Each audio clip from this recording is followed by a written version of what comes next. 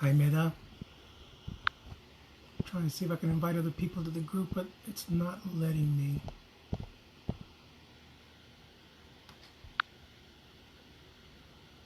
Hello.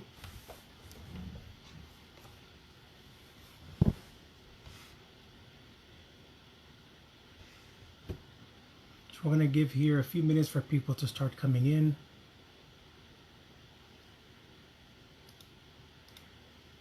Just a heads up, there is a bit of a delay between the text and my being able to respond. Well, we'll manage somehow.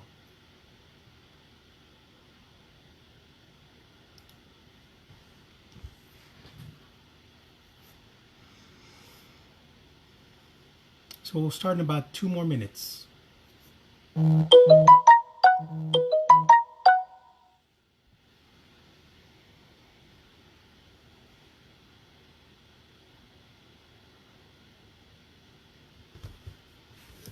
Let me start turning off all my sounds. Fewer interruptions. So this will be an interesting experiment.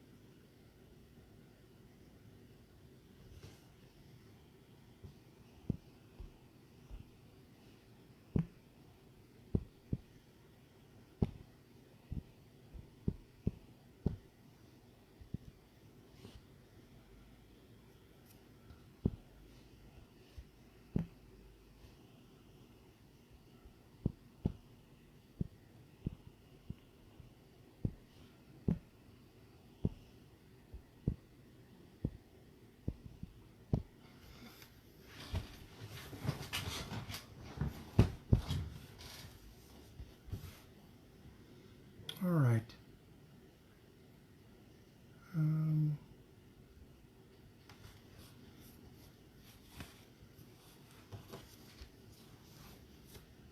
Sorry for the delay. I'm here trying to problem solve some people who are trying to get in and don't see how to get in. Did most of you find out just by seeing a link or an invitation or something saying, hey, Fuquay Buddhist Temple has gone live?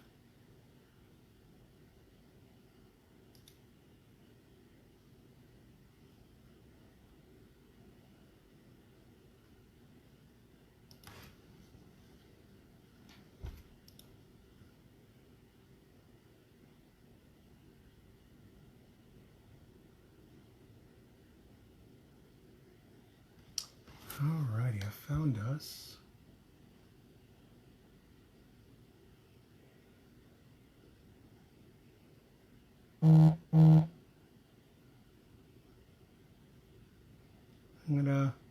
This is what I'm telling Leon. Yes, Leon for some reason is not getting, he doesn't show up as a member on the group. So I'm going to tell him to go to the Facebook page, then go to Fuquay Facebook page, then click on groups, then select Buddhism 101, and it should pop up because I'm seeing myself, which is really weird because it's delayed. All right, I'm going to go ahead and stop that.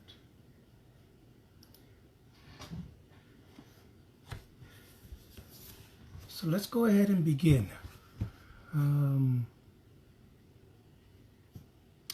For those of you who have not been to the Buddhism 101 meeting before, what typically we do, the typical service is about 15 minutes of instructions talking about meditation and the service that we would be doing here today or at the temple. And then around 7 o'clock we actually start the meditation. We'll start with sitting meditation, then we do walking meditation, and then we do a Dharma talk, and then a discussion on the Dharma talk. Walking meditation is going to be a little hard to do on Facebook Live, so I think we're going to skip that. And what we decided to do is change the agenda a little bit. We'll start again with instructions, and so we'll do that for about another 10 minutes. Around 7 o'clock, we'll start with a 10-minute meditation. Then I'll talk about fear. That's going to be the Dharma talk today. And so we'll talk about fear, a really relevant topic at the moment, and what Buddhism has to say about fear.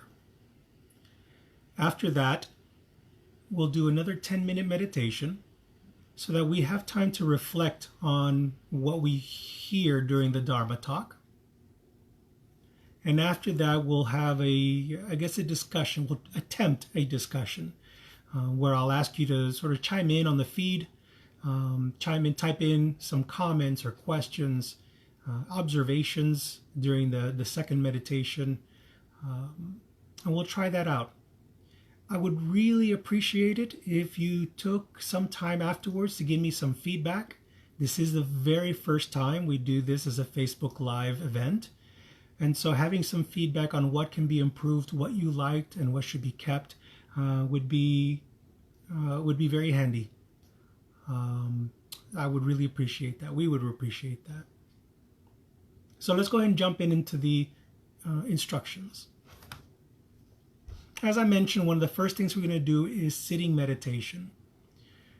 For those of you who have not done sitting meditation before, the way we do it at this temple is pretty simple. What we ask you to do is simply focus on your breath. The Buddha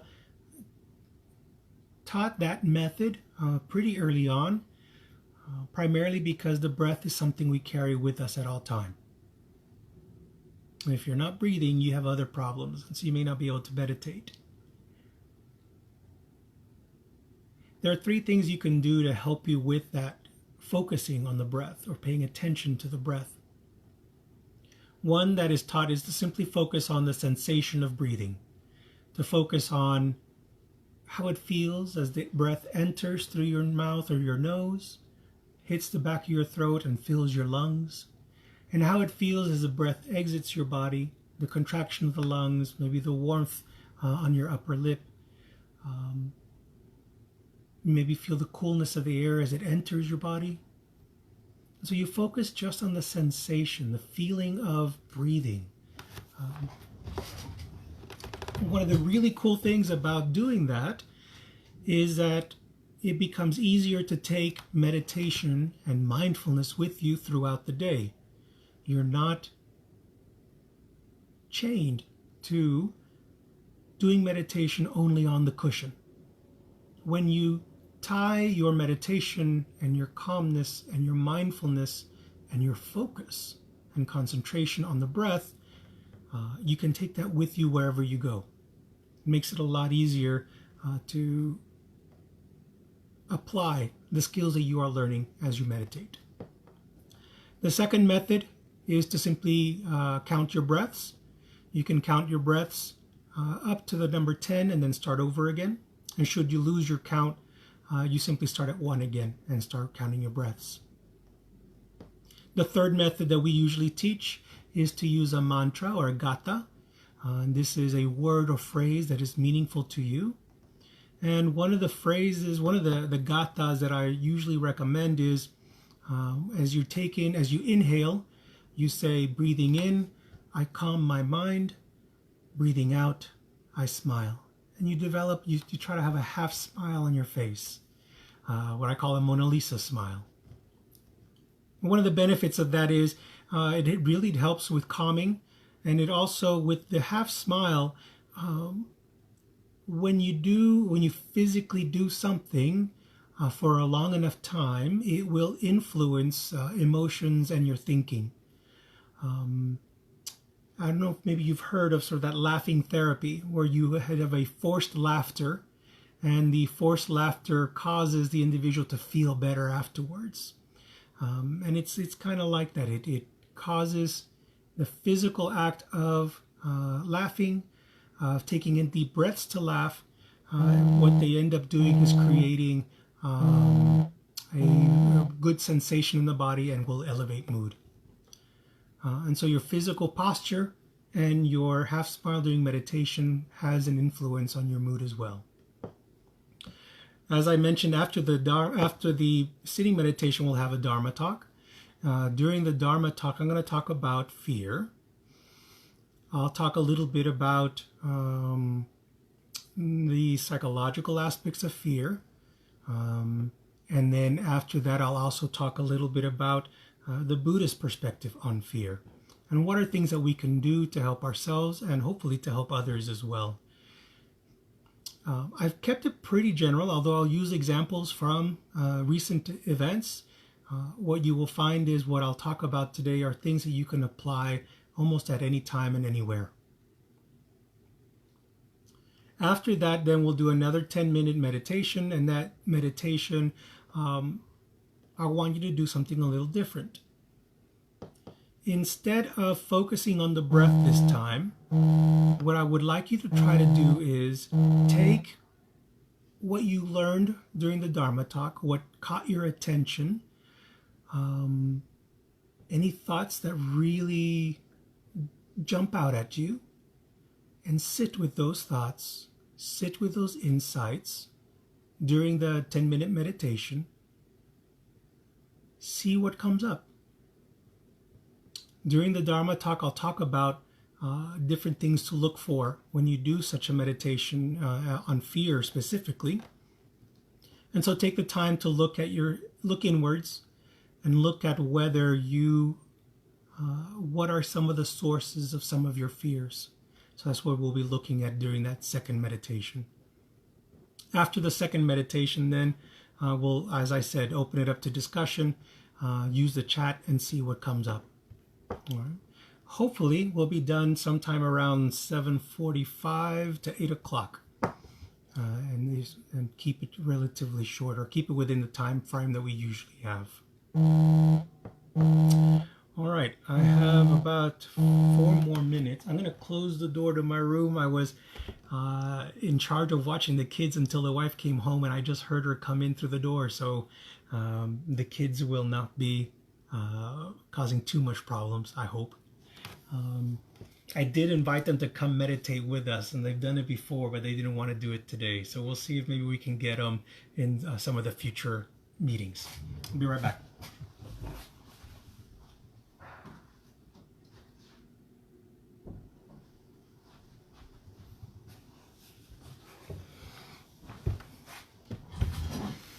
I have to confess, usually when so I work from home and I have to do video conferences. And a lot of times in the video conferences, all I'm wearing is a nice shirt and a tie, and then like shorts or pajama pants. So it's really nice to be able to wear the robe because it covers everything that's underneath and you can't see that. All right.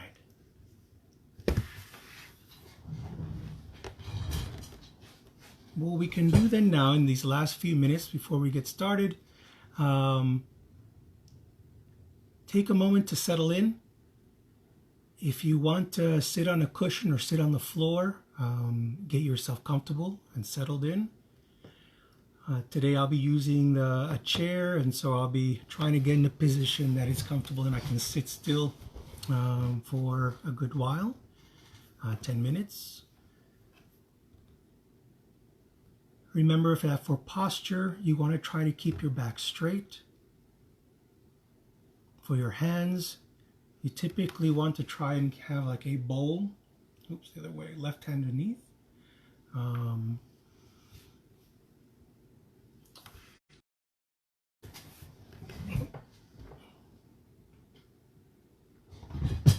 on some light here now that it's getting dark.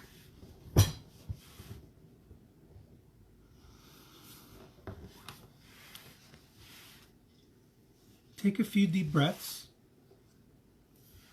With each breath, sort of let out the day's stressors.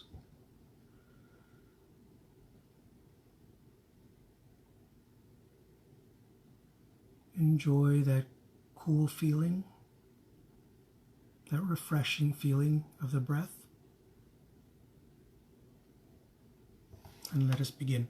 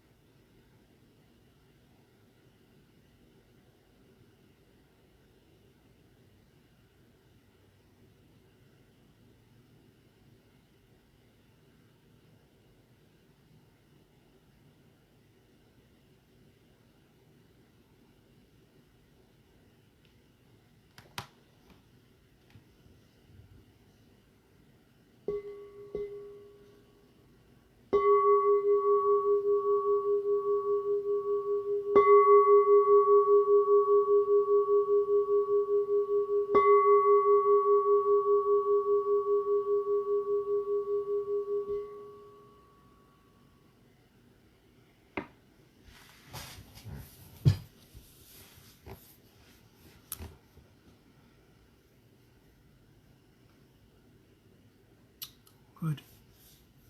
I needed that. It's been a long day, so it was good to just take a break, take a breath, and recenter. As mentioned before, today I'm going to talk about fear. It's interesting. I was sitting down and reflecting a bit on myself, and I don't know where this came from, but I know that as a child,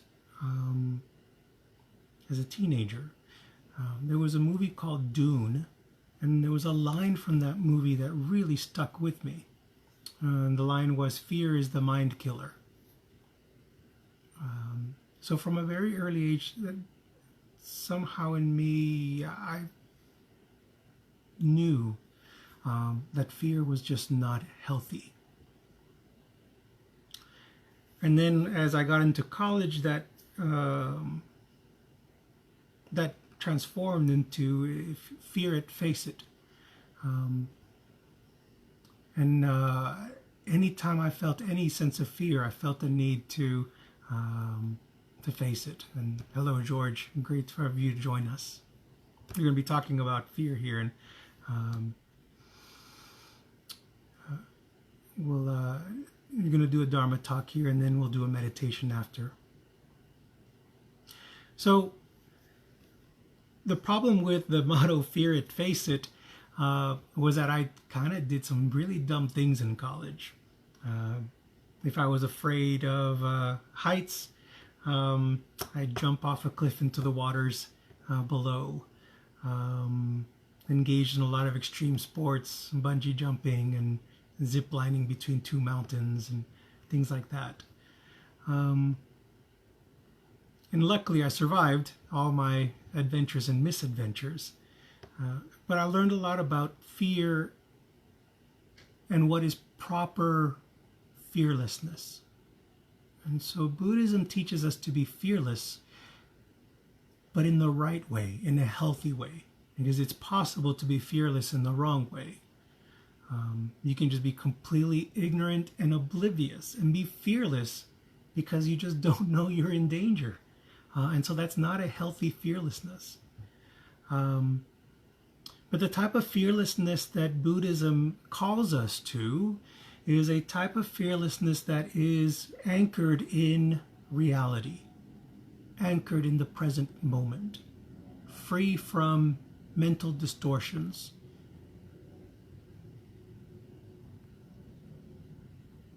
Before I go on to talk about the psychological aspects of fear, let me give you a story. There was once a student of Kung Fu, and he had advanced quite a bit. And the teacher finally said to the student, "You are ready for your final challenge. You must fight fear." The student didn't want to do it. The student asked him, "Am I really ready, master?" "I don't think I'm ready. I don't want to do it." But the master insisted, told him that he must face his fears. So the Kung Fu student, the very next day, appeared in the battlefield with his weapon, and on the other side of the battlefield was fear with its weapons. Before the battle even started, the student monk put down his weapons, prostrated himself before fear, and said to him, "I show you now my respects, O great fear." The fear then responded, "Thank you. Thank you for honoring me. Thank you for acknowledging me. Thank you for showing me such respect." Then the student stood up, looked at fear, and said, "Before we fight, I have a question for you. How do I defeat you?" Fear, taken aback by the question, thought a bit and responded, "When I attack, I'm going to get very close to your face. I'm going to growl. I'm going to make threatening noises and threatening words. I'm going to appear big. I'm going to appear overwhelming. I'm going to appear as if there is nothing that can stop me.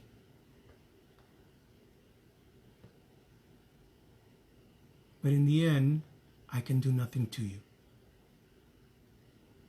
And with that, the battle was over.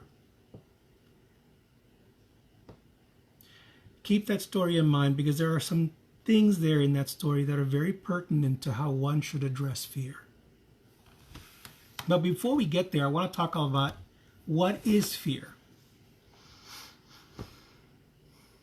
Fear is a very common reaction, and it's very interesting that Buddhism does not really address fear directly very much. It'll talk about attachment and aversion, greed, hatred. It'll talk about other vices and hindrances, but very rarely will you hear the mention of fear. And I think it's because fear is such a complex emotion that a lot of the things associated with fear are kind of covered in other aspects in Buddhism. From a psychological perspective, fear is typically a hormonal response, which means that there's a part of the brain that will release chemicals into the body. And like all hormonal responses, it's not a reaction that dissipates quickly. What I mean by that is, if you have a sudden jolt of fear, you will feel that fear or the consequences of that fear for a period of time until the fear chemicals are reabsorbed into the body. Anger is the same way. That's why when you're very, very angry or very, very fearful, it's very hard to just stop it, because your body will continue to feel anger and fear for several minutes until those hormones are either counteracted with a different emotion or reabsorbed into the body. Our common reactions to fear, our most primitive reactions to fear, our basic reactions to fear are fight or flight. So we've all heard about that when talking about adrenaline. But there's a third one that many people do not mention, and that's freeze. So flight, fight, or freeze. And you see these in animals throughout the world, and we as animals are no different. So we experience freeze, flight, or fight. So fight, flight, or freeze. And it's interesting because what freeze does is it immobilizes us, while fight mobilizes us, and flight causes us to seek an escape. And so I'll talk a little bit about each. Freeze. I think we've seen that reaction in others or in ourselves, where the fear is so intense that we are paralyzed. There's nothing we can do. We cannot move. There is what usually happens is that the intensity of the fear is so overwhelming that it overloads the brain. And the brain during this time is extremely active. We're unable to make any clear decisions. And so what the reaction typically is to just freeze, paralyzed, and do nothing. Just sit there, or just stand there, or just lay there. Fight is kind of the opposite reaction that mobilizes us, it energizes us. And so if we are fearful, another reaction we could have is to confront the threatening stimulus, the threatening individual, the threatening event. And so this causes us to move towards and to confront the fear. And then flight is our attempt at finding an escape, to flee. And panic is a form of flight.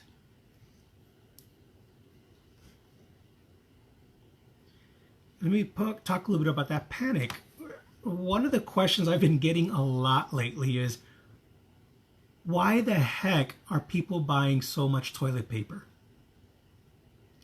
Why are they buying so much toilet paper? It's a panic response. You see, what happens is that when we are in a panic mode, we seek something to make us feel like we have control. So the panic feels like we've lost control. And as a form of escape from that negative feeling, we seek out some way of obtaining control. And so there's a visual and a tactile sensation associated with big rolls of toilet paper. So these big rolls of toilet paper have a very visual, they're very visual, they're very white, they stand out. They are big, they are soft, which is often associated, that texture is often associated with comfort. And so I think that what happened here was that people gravitated to something that met a need that also kind of instinctively or primitively met some other needs as well. But it was just luck that it was toilet paper. It could have been anything else. We also have to keep in mind, realistically, an empty aisle that was once dedicated to toilet paper and paper products is more impactful visually than an empty section of hand sanitizer. So part of it may also be that visually, the toilet paper is just more noticeable when that's gone from an aisle. So we have to be mindful of that psychological aspect of that as well. Interesting enough, one of the things about panic is that it can often cause us to act irrationally. So it's not only that many people panic and buy toilet paper, but many people panicked and bought hand sanitizer, even though soap is more effective with this outbreak than hand sanitizer itself. There was still soap left over in the grocery store. So it causes us to act in ways that are irrational. And that's very common with fear. We just go at an impulse. The first thing that pops to the mind is what happens. And when you're experiencing fear and the monkey mind interact differently. What I mean by that is, when we are fearful, our fear creates these thoughts, these often very irrational thoughts, that we tend to just believe automatically because we're afraid. And so we don't question it. We don't stop to think. We automatically take it for granted, believe what is being said in our mind as we fear. This is kind of akin to the fear in the story, where he gets in your face and he will appear big and he will appear overwhelming, and he will threaten you. And so that's what happens with fears. It gets in our face. It takes up our mental visual field, and we're unable then to, if we're caught up by the fear, unable to think rationally. So what Buddhism teaches us to do is that the very first step, the first thing you have to do in a moment of fear is to be mindful of it, to acknowledge it's there. It's kind of like that first principle of Alcoholics Anonymous. You have to admit you have a problem. So that's the first step with fear. With mindfully look at, mindfully become aware of that you are afraid. And it can be as simple as saying, I'm afraid. My heart is beating fast. My mind is racing. See, so right there I'm being mindful not only of the emotional aspect of fear, but physically what it's doing to me. It's physically causing me to have increased heart rate. So I'm feeling the heart pounding in my chest, or my heart is up into my throat, or I feel a sinking feeling in my stomach. And then mentally, we need to be mindful of how our mind starts to race and starts to, the monkey mind starts to take over, causing us to think a whole bunch of different things and not finish any of those thoughts. So be mindful. That's the first step. Just say out loud if you have to, I am afraid.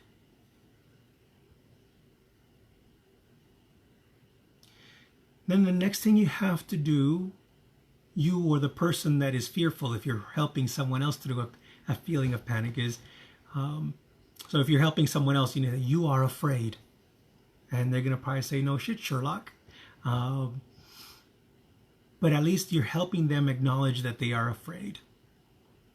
The second step then is to slow things down, to do the opposite of what your mind wants you to do at that moment, which is to go into hyper mode and just overwhelm your thoughts so much that you either freeze, you become angry, or you seek an escape and you panic. So you slow things down. That's the opposite of what your body wants to do. Meditation helps with that. Meditation with your breath can help with that.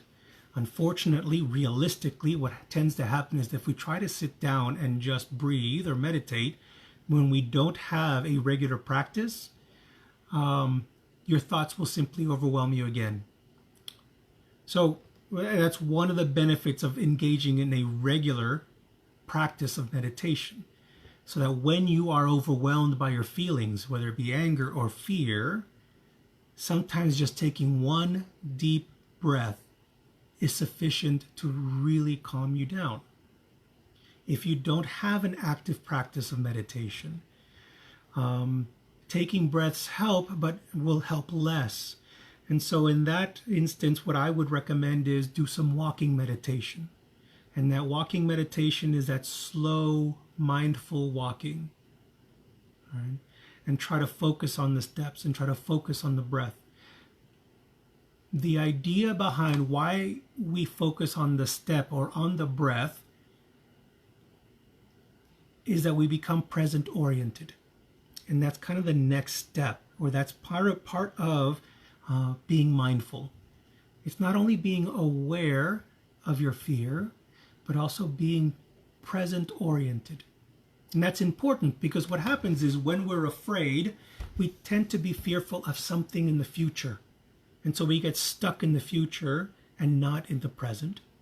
We worry about something, and sometimes we don't even know what that something is. We're just worried. But when you become present oriented, all right, am I currently in danger right now? If yes, then get out of there or do something about it.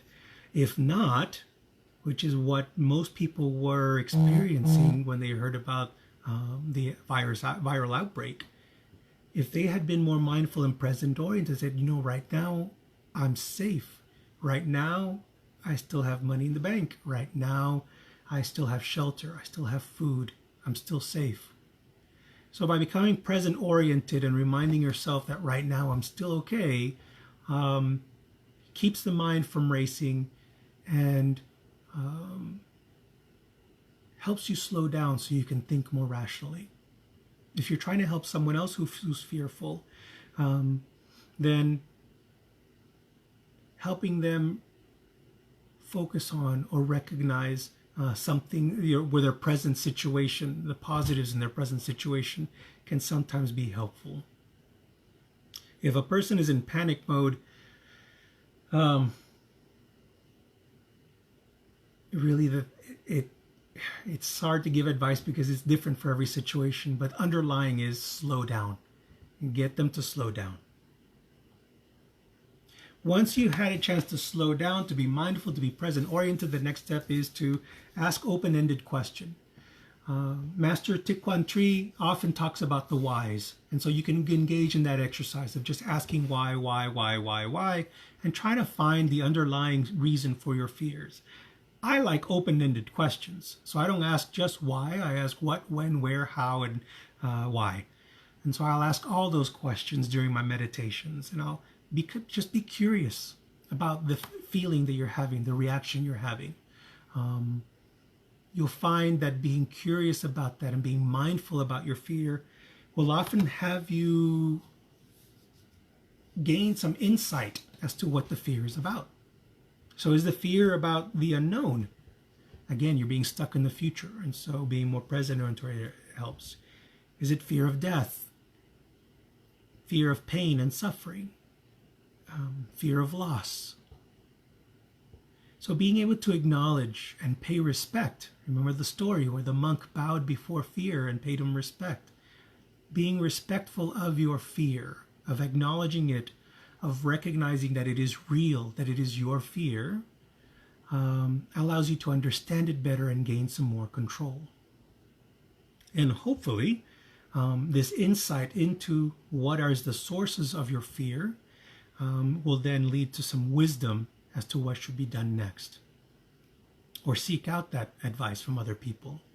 If you've spent some time being mindful, then it's easier for you to ask the right questions of a teacher or a priest, a monk, an elder in the community, a friend.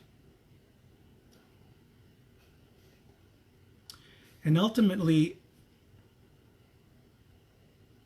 we end up having to do what the monk did, which is face it.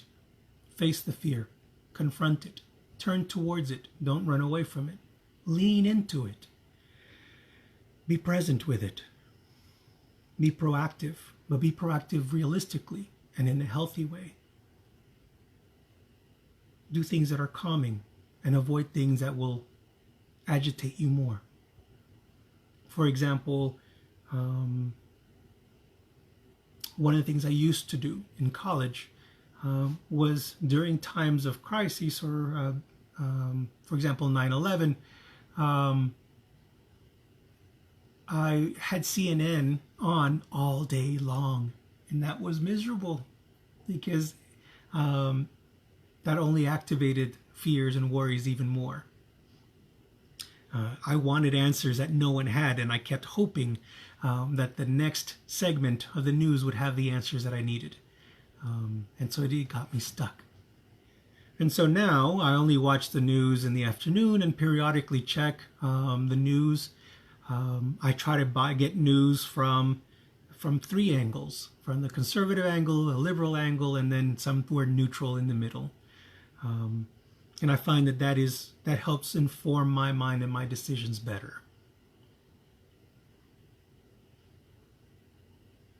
Fear it, face it, but in a healthy way. Be mindful that fear is the mind killer. Fear is the logic killer. Fear will make you irrational. Fear can lead us to make some very big mistakes. And so taking time to be mindful, taking time to slow down, taking time to be curious about what is it you fear will grant you some insights and wisdom that can be very helpful for you, for others, and can help heal, especially in a time like this. Things are probably going to get worse. But if we practice meditation, practice mindfulness, practice respecting and being compassionate towards our fear, you'll get through this in a much better way. You won't feel as ragged. You won't feel as out of control. Fear it, face it. Let's take now some time to do a 10-minute meditation.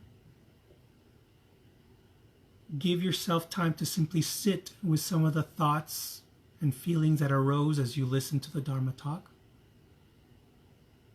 Seek insight and wisdom from within you. And then after the meditation, if we have time, we'll do some just comments below and maybe try to have a discussion.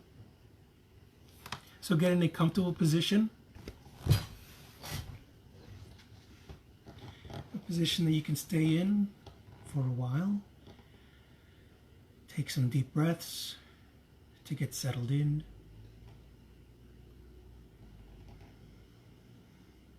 Focus on your breath.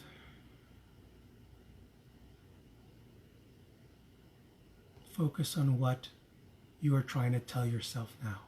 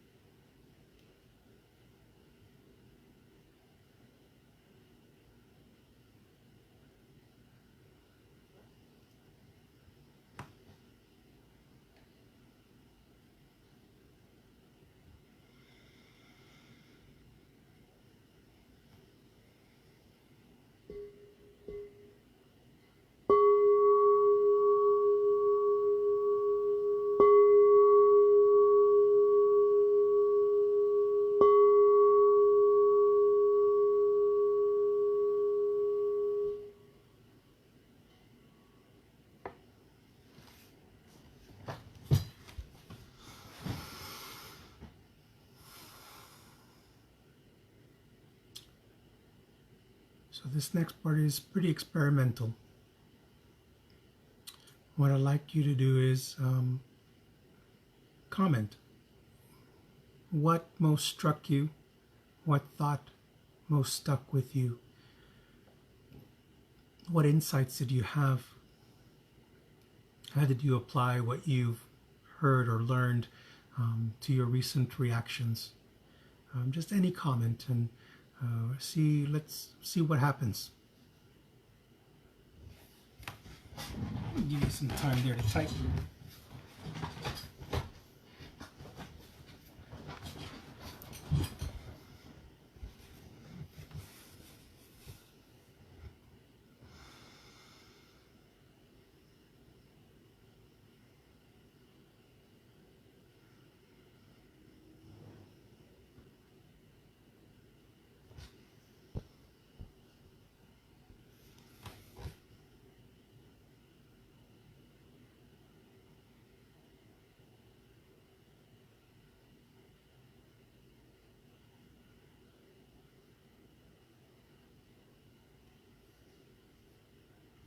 So I know some of you commented about having some connection problems, and so feel free to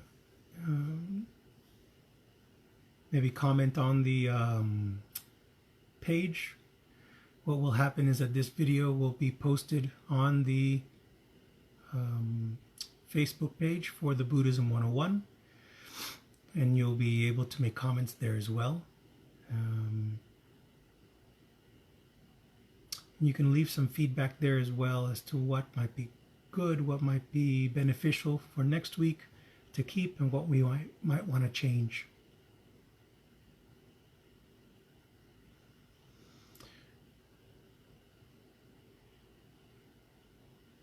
Since there are no comments coming through, or if you're typing them, they're not coming through for me, let's go ahead and finish there for today. Again, please leave some feedback on the Facebook page once this video is posted, as it will be beneficial to us to try and improve this as we experiment with this mode of holding these meetings. Hopefully, sooner rather than later, we'll be able to meet again at Temple, be able to have our regular service there. I believe the Sunday service is still going on. And so if you want to go to service on Sunday, you can. And that's from 12:30 to 2:30. They're no longer doing any meals afterwards. They did, last time what we did was we had cookies and some water and just sat and chatted and talked a bit, and we're able to commiserate and you sort of talk about how the week had gone. So that can be very helpful. Thank you for those of you who let me know that things were up and running for you. I hope this was very useful for you today. I wish you the best of luck during these very trying times. When you're feeling fearful, I hope that these words from today will pop up and bring you some comfort.